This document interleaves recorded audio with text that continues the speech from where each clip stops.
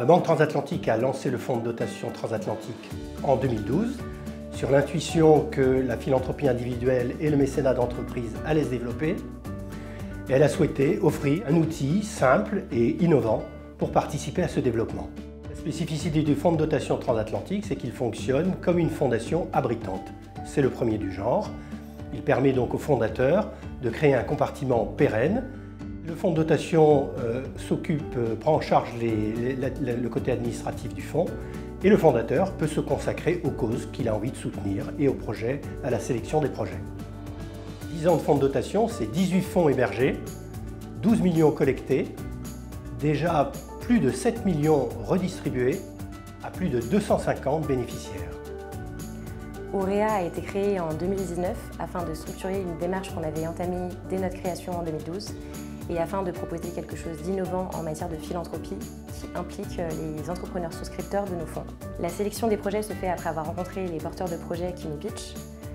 Nous défendons ensuite les projets en comité 2 fois par an autour de 5 thématiques qui nous tiennent à cœur. Et aujourd'hui, depuis la création, ce sont une trentaine d'associations qui ont été soutenues. L'équipe du fonds de dotation nous accompagne dans l'analyse des projets, notamment pour vérifier s'ils sont éligibles. Ils nous conseillent lors des comités de sélection et nous accompagnent dans le suivi des projets. Le projet de l'Envol nous touche particulièrement parce qu'on attache une certaine importance au bien-être dans le processus de guérison, que ça s'adresse à une population fragile que représentent les enfants, ainsi que leurs familles, et c'est pour ça qu'on a renouvelé notre don pour la seconde fois.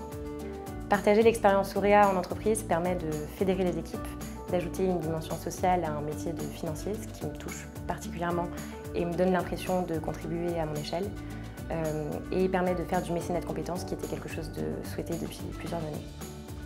L'Envol en une phrase, c'est une association qui est reconnue d'utilité publique, qui existe depuis 25 ans et dont la mission principale est d'aider les enfants gravement malades et leurs familles à surmonter l'épreuve de la maladie.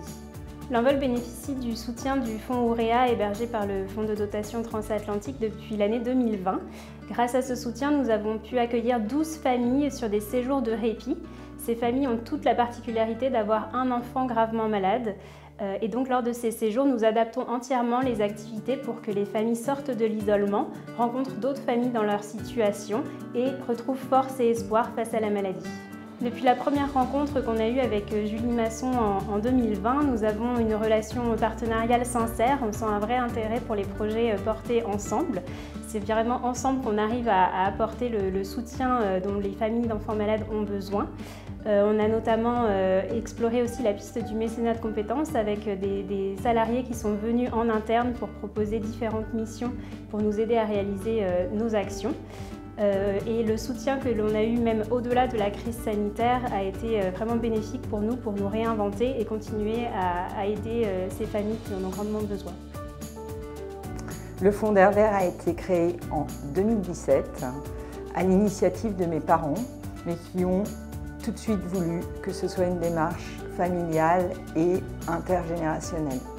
Alors, le Fonds d'Air Vert, depuis sa création, a soutenu une cinquantaine de projets, à un rythme d'une dizaine de projets par an. Parfois, les projets sont étalés sur plusieurs années pour donner de la visibilité aux associations.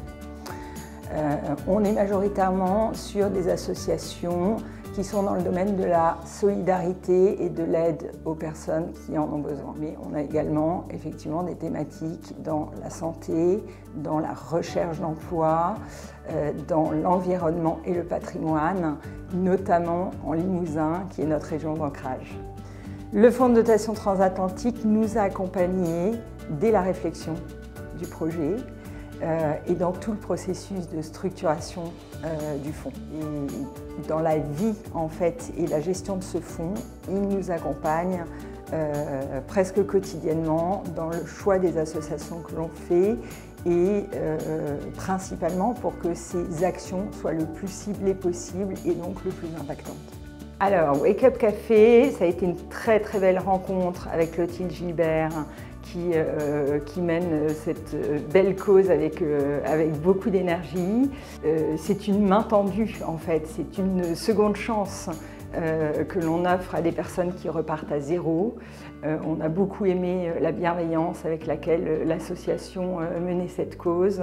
Et en fait, c'est une façon pour nous une petite contribution à faire une société meilleure, tout simplement. Alors notre plus belle satisfaction, c'est d'intégrer toutes les générations, en fait, dans la démarche du Fonds d'air vert, puisque initialement, l'idée c'était de transmettre des valeurs, de transmettre un patrimoine différent, montrer finalement aux générations futures qu'on pouvait utiliser ce patrimoine pour être impactant socialement, sociétalement. Wake Up Café, c'est une association qui a été créée en 2014 par Clotilde Gilbert et qui a pour mission d'accompagner les sortants de prison vers une réinsertion durable et sans récidive à travers un accompagnement dedans-dehors, sur mesure, sans limite dans le temps, individuel et collectif.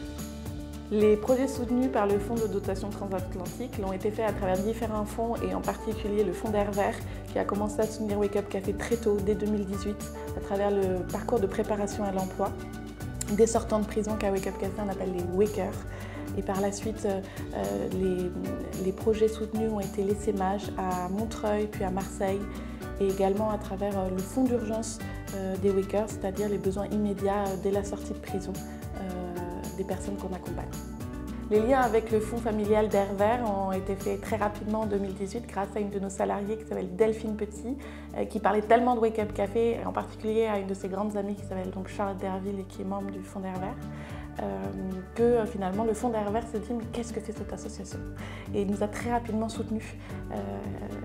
Et donc ce soutien en fait a perduré dans le temps. Ils ont été là dans des moments très charnières de Wake Up Café, comme pendant la période Covid et par la suite, et ont soutenu des projets phares de Wake Up Café, en comprenant bien finalement quel était l'enjeu de ce que fait Wake Up Café auprès des sortants de prison. Et ils ont toujours répondu présent.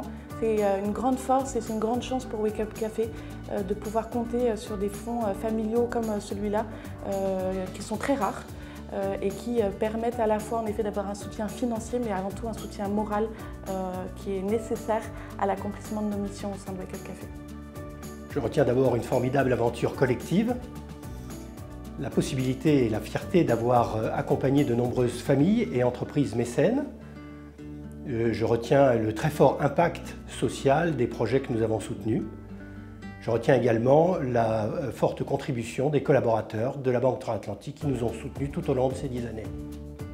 Je dirais que le fonds de dotation, c'est un incubateur, c'est un accélérateur d'impact, évidemment aussi un objet extrêmement innovant et donc très puissant.